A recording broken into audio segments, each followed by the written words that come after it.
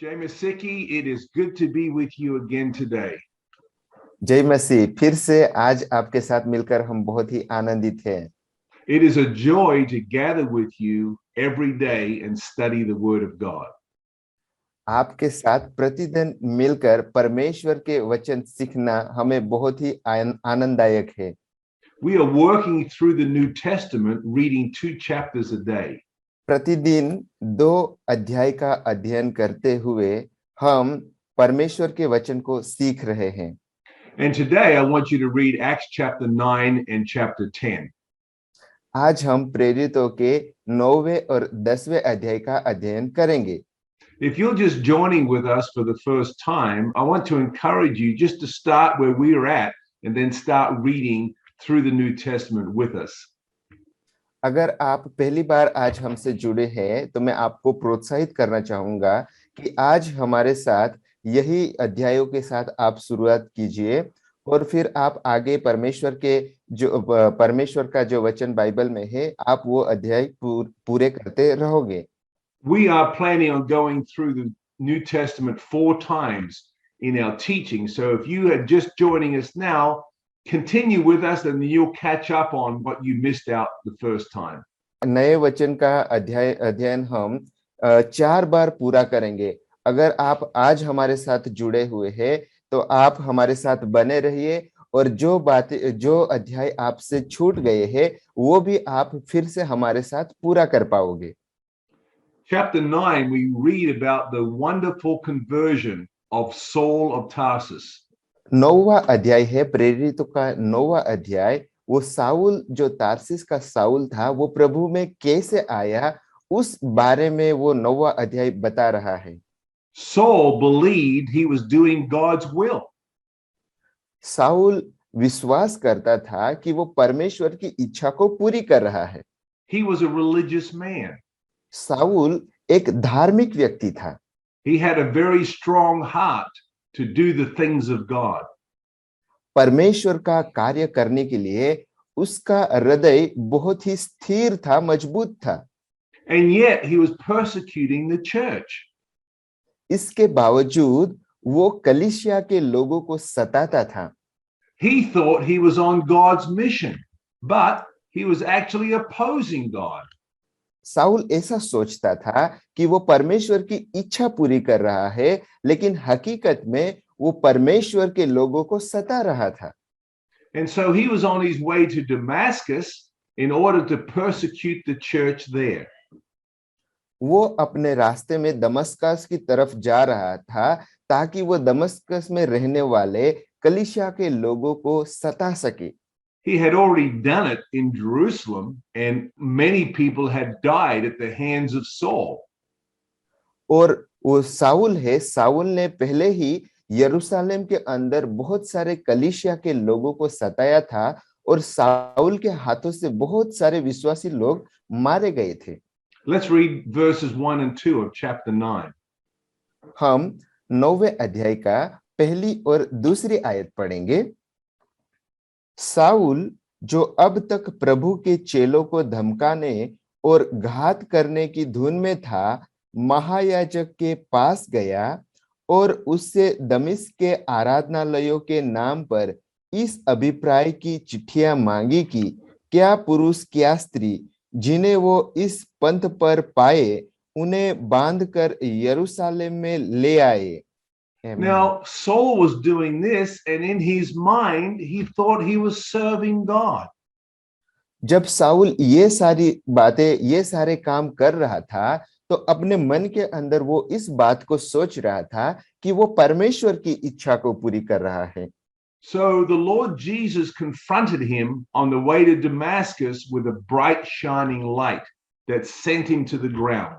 जब Saul Damascus की ओर बढ़ रहा था तो प्रभु यीशु ने उनके सामने प्रकट हुए और वो बहुत ही तेजोमय प्रकाश से उसके सामने आया और जो साउल अपने घोड़े पे जा रहा था उससे वो गिर गया। So God had to humble Saul in order for Saul to understand the truth.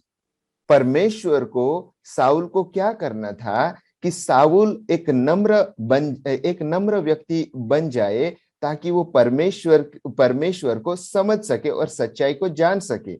So, as Saul was struck to the ground and made blind, he asked the question, "Who are you, Lord?"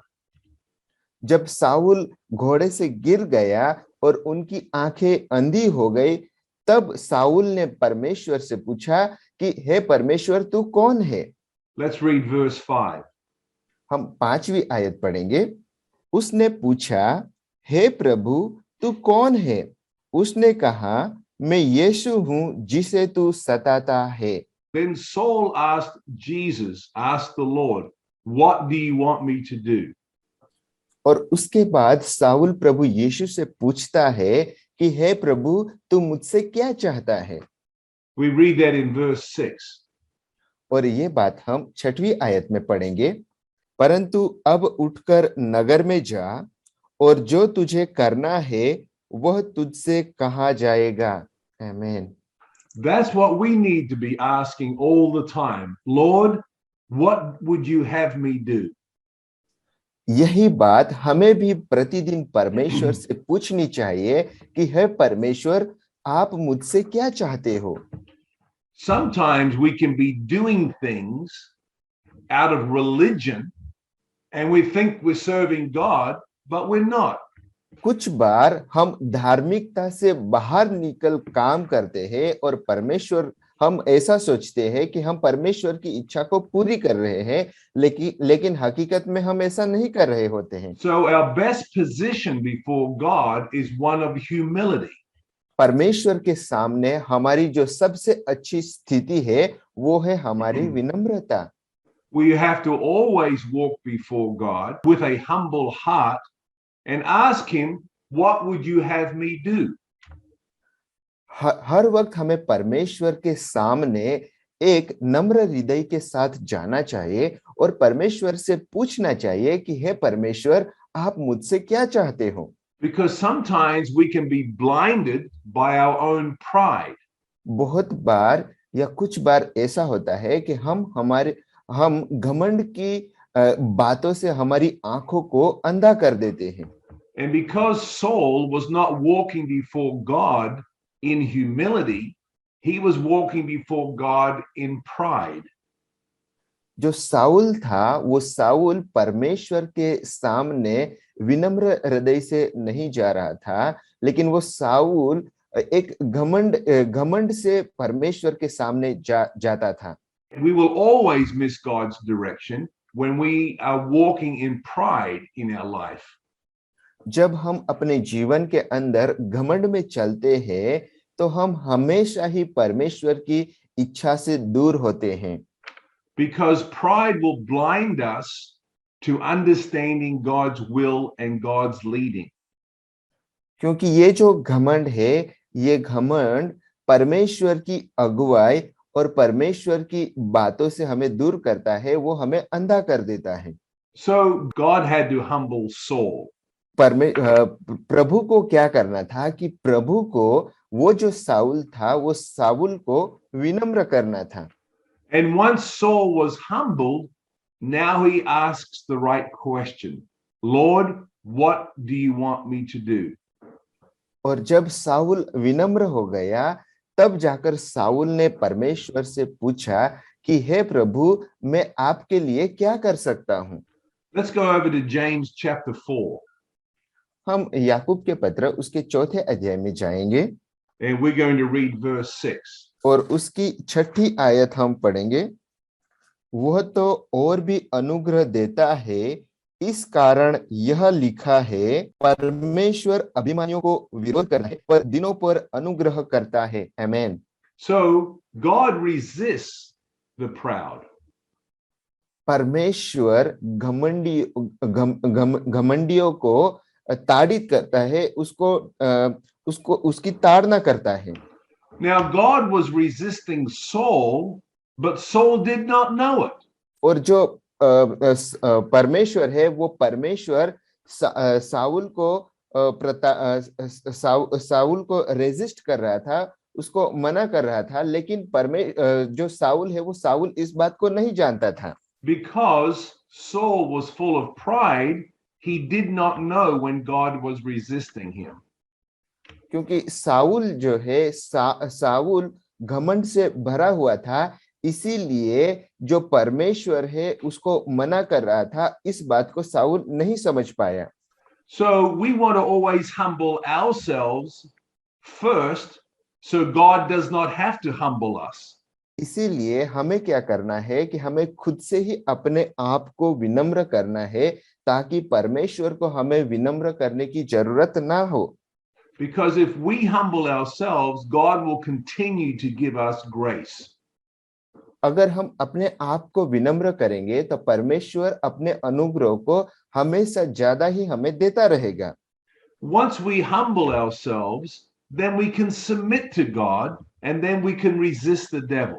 अगर हम अपने आप को विनम्र करेंगे तो हम अपने आप को परमेश्वर को दे देंगे, और उसके बाद हम जो शैतान है उसका हम विरोध कर पाएंगे। Let's read verse 7 of James 4. और हम 7वीं आयत पढ़ेंगे, याकूब के पत्र उसके 4थे अध्याय की 7वीं आयत हम पढ़ेंगे। इसलिए परमेश्वर के अधीन हो जाओ और शैतान का सामना करो, तो वो तुम्हारे पास से भाग निकलेगा। आमीन। So if you are full of pride, you cannot resist the devil. अगर आप घमंड से भरे हुए हैं तो आप शैतान का विरोध नहीं कर सकते, Because pride is from the devil. क्योंकि ये जो घमंड है, ये घमंड शैतान की ओर से है।